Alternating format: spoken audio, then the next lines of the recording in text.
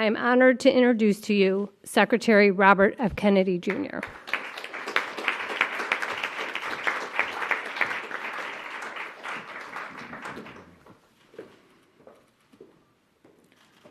I'm going to go over some of the key numbers from the ADDM report. Overall, the autism is increasing in prevalence at an alarming rate. The study tests 8-year-olds who were born in 2014. And by the way, these studies are 2 years later than they should be. And one of the things that we're going to do as we move this function to the Administration for a Healthy America, to the Chronic Disease Division, the new Chronic Disease Division, is we are going to have updated real-time data so that people can look at this, so Americans can understand what is happening with chronic disease in this country in real time, and not have to wait 2 years to react. We don't wait 2 years to react to a measles epidemic, and we should not, or any kind of infectious disease. We shouldn't have to do that for diabetes or autism. The ASD prevalence rate in 8-year-olds is now 1 in 31. Shocking. There's an extreme risk for boys. Overall, the risk for boys of getting an autism diagnosis in this country is now 1 in 20. And as high in California, which has the best data collection. So it probably also reflects the national trend, 1 in 12.5 boys. This is part of an unrelenting upward trend. The prevalence 2 years ago was 1 in 36. Since the first ADDM report in 1990, which was 1992 births, autism has increased by a factor of 4.8. That's 480%, I believe. The first ADDM survey was 22 years ago when prevalence was 1 in 150 children. In all the core states, the trend is consistently upward, and most cases now are severe. So about 25% of the kids who are diagnosed with autism are nonverbal, non-toilet trained, and have other stereotypical features, head banging, tactile and light sensitivities, stimming, toe walking, etc. One of the things that I think that we need to move away from today is this ideology that the autism diagnosis, that the autism prevalence increases, the relentless increases, are simply artifacts of better diagnoses, better recognition, or changing diagnostic criteria. If you look at Table 3 of the ADDM report, it's clear that the rates are real, that they are increasing in the last 10 years, which is the beginning with the first one. Year by year, there is a steady, relentless increase. I want to, because this epidemic denial has become a feature in the mainstream media, and it's based on an industry canard. And obviously, there are people who don't want us to look at environmental exposures. And so I want to just read you some of the little excerpts from some of the older studies. The baseline for autism in this country was established with the largest epidemiological study in history, a study of all 900,000 children in the state of Wisconsin, children under the age of 12. They found 0.7 children had autism in every 10,000. That's less than 1 in 10,000. Today we're at 1 in 31.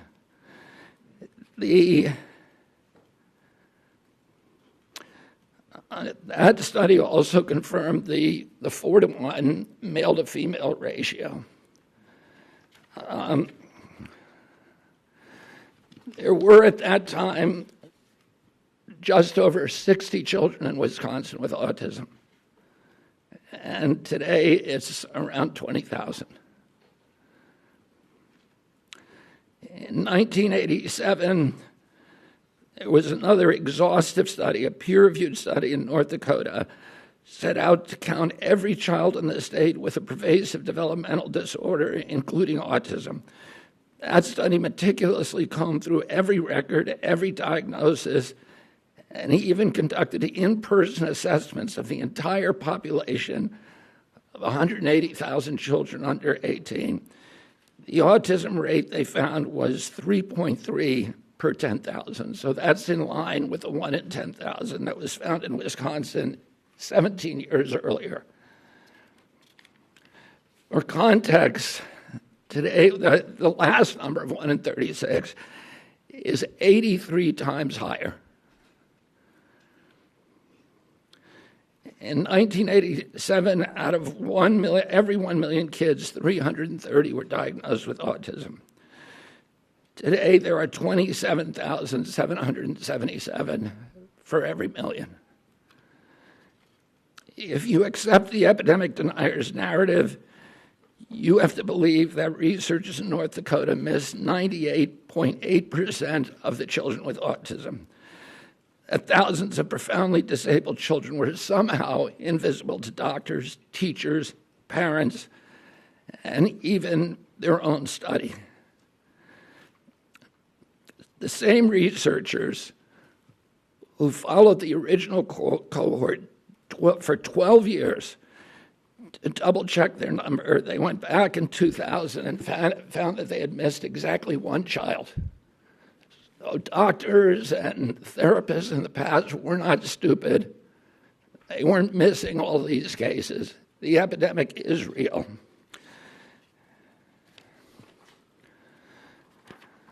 Between 1959 and 1965, researchers from 14 hospitals associated with major universities undertook the National Collaborative Perinatal Project, tracking 30,000 children from birth to age 8. This was no half-baked survey-based analysis. The study conducted 9 separate screenings covering neurology, psychology, speech, language, hearing, and visual function. Every developmental quirk, anomaly, and disorder was logged with painstaking detail. Autism, a condition characterized by profound impairments in social communication and behavior, would have stood out like a neon sign. There were 14 cases. That's 4.7 per 10,000. So we know what the historic numbers are, and we know what the numbers are today. And it's time for everybody to stop attributing this to this ideology of epidemic denial. In 2009, the California State Legislature charged the Mind Institute at UC Davis because this myth was already becoming pervasive, the myth of epidemic denial was already becoming pervasive in the mainstream media. The California legislature directed the Mind Institute at UC Davis to answer the question. And Irva Hertz-Pichota was a highly esteemed, revered scientist, neurology, and epidemiologist, came back with a definitive answer: the epidemic is real. Only a very, very small portion of it can be changed to can be charged to better recognition or better diagnostic criteria. I want to say a couple of other things. There are many, many other studies that affirm this. And instead of listening to this canard of epidemic denial, all you have to do is start reading a little science, because the answer is very clear. And this is catastrophic for our country.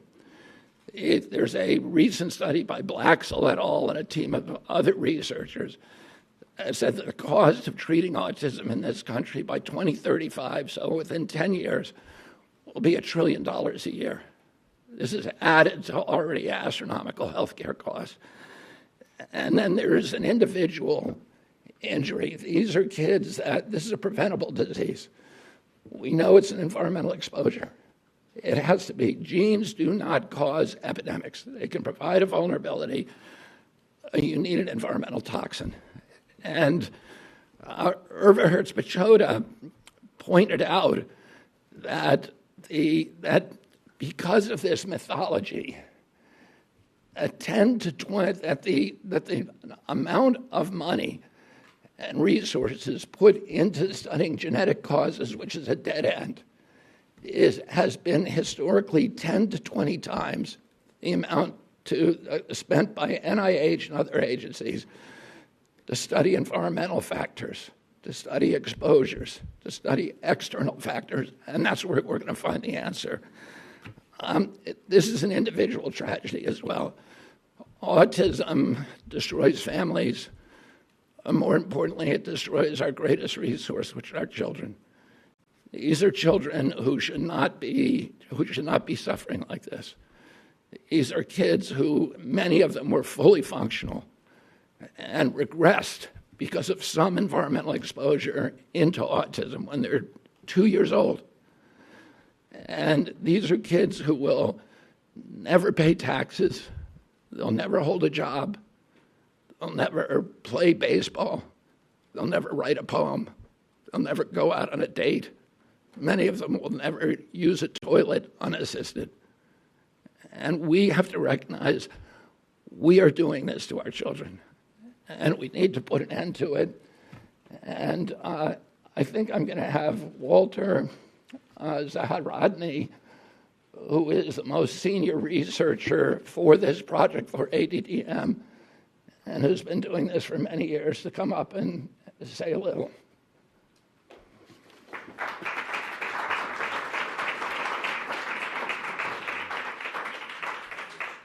Good morning. Thank you for being here. I'm here as a long-term autism researcher and a clinical psychologist. I get to wear two hats, one with patients and families, trying to help them get to a diagnosis and to interventions and treatments, but also for the last 20-plus years as the director of the New Jersey Autism Study, which is a CDC-sponsored autism surveillance system. We've monitored autism in New Jersey in concert with the Centers for Disease Control and Prevention since 2000. When we began our endeavor with CDC, we expected to do maybe 2 or 3 baseline studies to establish how many children have autism, because it was not expected that autism prevalence would increase. Other childhood disabilities, neurologic disorders do not increase or change over time. But somehow, for some reason, with autism, everything was different. Autism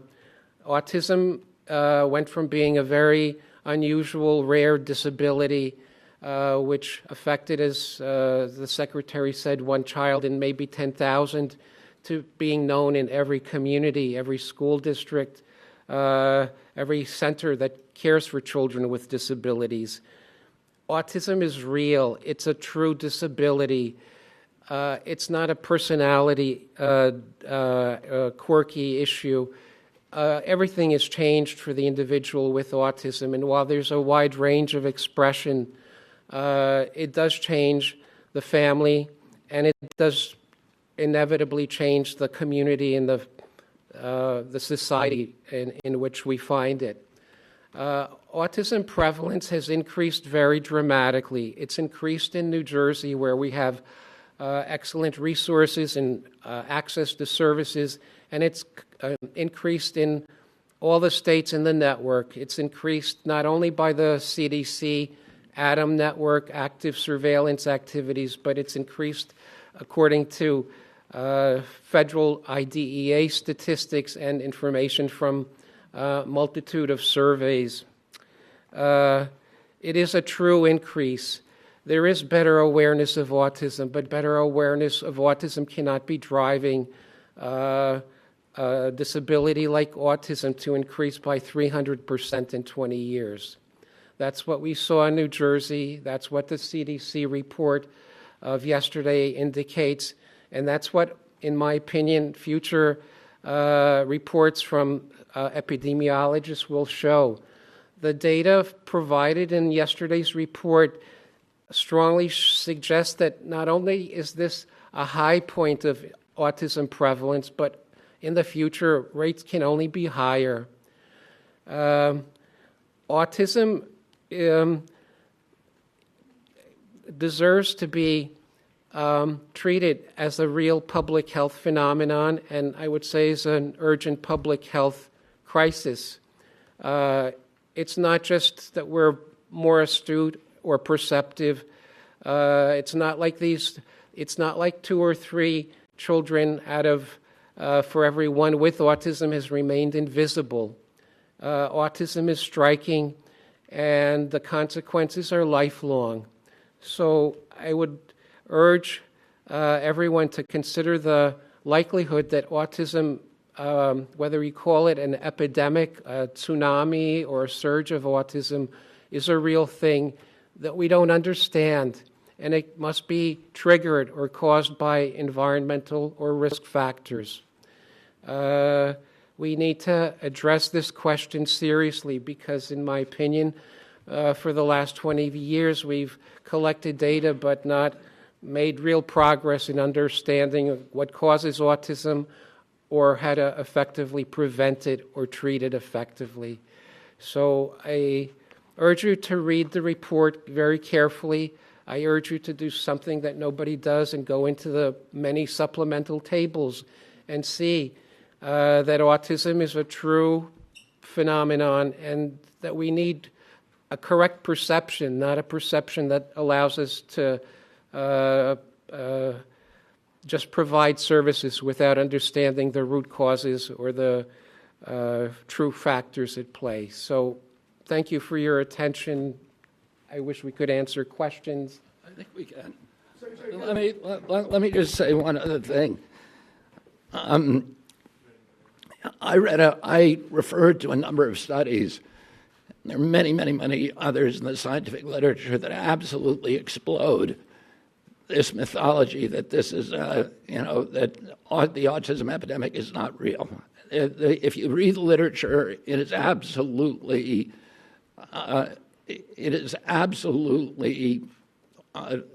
indefensible to continue to promote this. But it doesn't take you to read the literature. It just takes a little common sense. If the epidemic is an artifact, a better diagnostic criteria or better recognition, then why are we not seeing it in older people? Why is this only happening in young people? I asked Walter before we came out here, I said, have you ever seen anybody our age? I'm 71 years old with full-blown autism, head-banging, nonverbal, non-toilet trained, stimming, toe walking, these other stereotypical features. Where are these people walking around the mall? You can't find them. They're not in homes. There are no homes for them. There are no institutions for them. Why are we seeing them on the street? Anybody can look around and see that this is a canard. And then you have to ask yourself, why is it so pervasive? Why has it been thrown up against us for so many years? And clearly there are industries. This is coming from an environmental toxin. And somebody made a profit by putting that environmental toxin into our air, our water, our medicines, our food. And it's to their benefit to say, to normalize it. To say, this is all normal, it's always been here.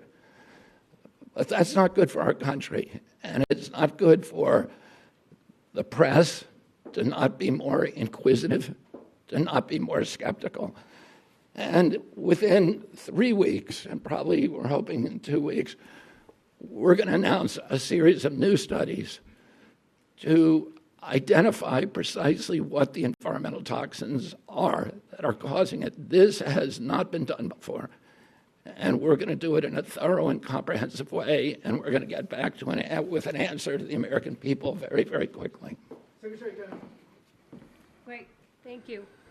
Yeah, go ahead. Secretary Kennedy, I was not diagnosed with autism in 1994 when I initially did it. It took me 5 years to get diagnosed later. You also talked about the fact that the numbers increased with Black and Latino people, but your own study says these findings may indicate that improvements in ASD awareness, identification, and access to services in communities among Black and Latino, Hispanic, and API children have improved.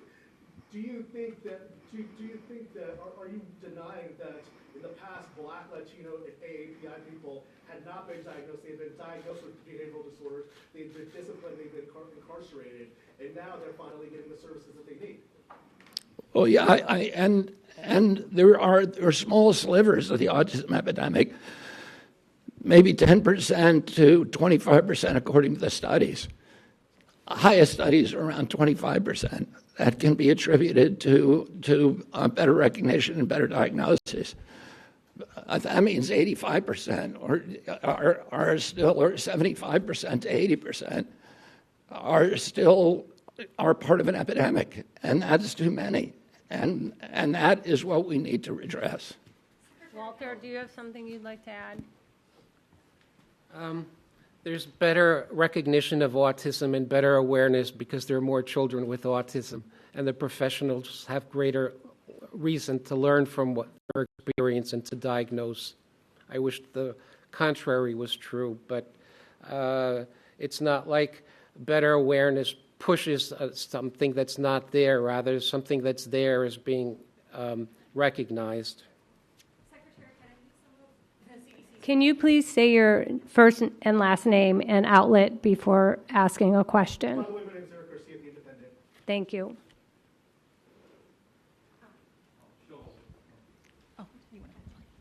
Secretary Kennedy, Amanda Seitz with the Associated Press. Some of the CDC's own research has concluded that there's a genetic link at play with autism. Are you saying today that you don't trust that research or that it was wrong? Could you expand a little bit more on that? No, there is, we have really good genetic markers now, and they provide a vulnerability. But those genetic markers alone are not going to dictate your destiny. You need an environmental toxin. There are many genetic markers that dictate the methylation capacity of the human body.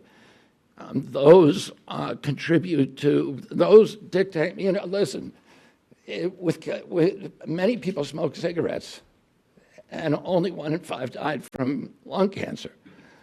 There were 4 of them that didn't. And those were the ones that had some circumstances, probably genetic, that made them more susceptible to it. And the same is true. We know that that glutathione production, and glutathione is an enzyme that helps the human body excrete metals and toxins. People with low glutathione production are more vulnerable. People with the MTHFR gene, which dictates methylation, are more vulnerable. People with high testosterone are more vulnerable. So there are a lot of genetic vulnerabilities. You need an environmental toxin. Alex at Fox. Alex. Hi, Alex Hoff, Fox News. In seeking out an environmental toxin, do you feel that if one or several are detected or put on your radar, do you think it would be the same one causing issues at both ends of the spectrum? Children who struggle with, let's say, sensory issues, all the way to those who are fully care dependent, unable to speak. Would it be the same catalyst in all of those varying conditions, you think? Well, those are the kind of studies we're going to do. And you're right, there's a spectrum of injuries, and we don't know. There are studies that look at maternal activation, so that something happens in the womb. There are studies that look at other genetic causes. The issue that we know is genes don't cause epidemics. You need an environmental toxin, and we're going to look at all the potential culprits. We're going to look at mold. We're going to look at food additives. We're going to look at pesticides. We're going to look at air and water and medicines. So we're going to look at ultrasound, because there's a timeline that, something happened. In fact, Congress said to EPA, ordered EPA to tell us what year the autism epidemic began. The EPA scientists came back and said it happened in 1989. Oh, you have to find a toxin that became ubiquitous around that time period. And that affected every demographic from Cubans in Key Biscayne to Inuit in Alaska. And that affects boys at a 4-to-1 ratio as girls. There's a limited universe of those, but actually it's quite large. And, Irva Hertz-Pichota was the one who suggested that, one of the things we have to look at is ultrasound. I don't think that that's probably a factor, but it's one of the exposures that became ubiquitous during that period. And we're going to look at all of them agnostically. We're going to find the potential exposures that increased during that time period. And then we're going to we're going to see if there is a link to this injury. Thank you. Nathan at Epoch Times. I'm sorry. Can I please go? No, Nathan. Nathan. Yes, Nathan Worcester with Epoch Times. During that same time period of increasing autism prevalence or diagnoses, there's also been a significant increase in maternal and paternal age. Couldn't that be a significant contributor With what? beyond maternal and paternal age? Yeah, we're going to look at all of that. We're going to look at obesity in the parents. We're going to look at the age of the parents. We're going to look at diabetes in the parents. We're going to look at all of these potential exposures. And because of AI and because of the digitalization of health records and the mass of health records that are now available to us, we can do this much more quickly than has ever been done in the past. Cheyenne. This is our last question. Thank you. Do you still pledge to have answers by September, or is that going to be the beginning of this process? And are you open to following the science regardless of whether it confirms some of your expectations or not? Yeah, I mean, we're gonna follow the science no matter what it says, and we will have some of the answers by September. It's going to be an evolving process. We're going to issue grants the way that it's always done to university researchers and others. We're going to remove the taboo.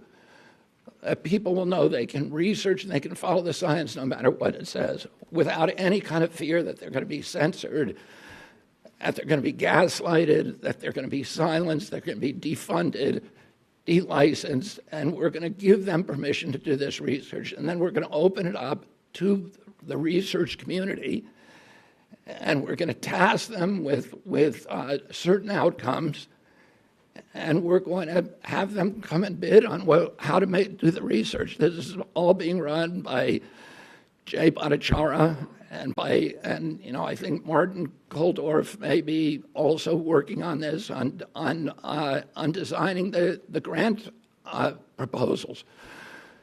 So it's going to be done by credible scientists, by the most credible scientists from all over the world, and we're going to do it very, very quickly.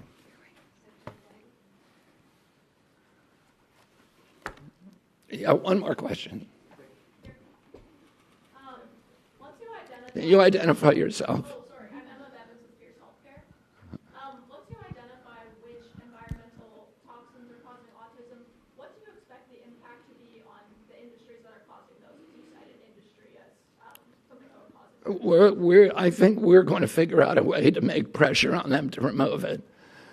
And I think also, there will be market forces that also exert pressure on them to remove it. And I want to say that I'm very grateful to President Trump because he tasked me on day one of this job with making this a priority, of finding out what's causing the autism epidemic, and we are going to do it for him. Thank you all very much.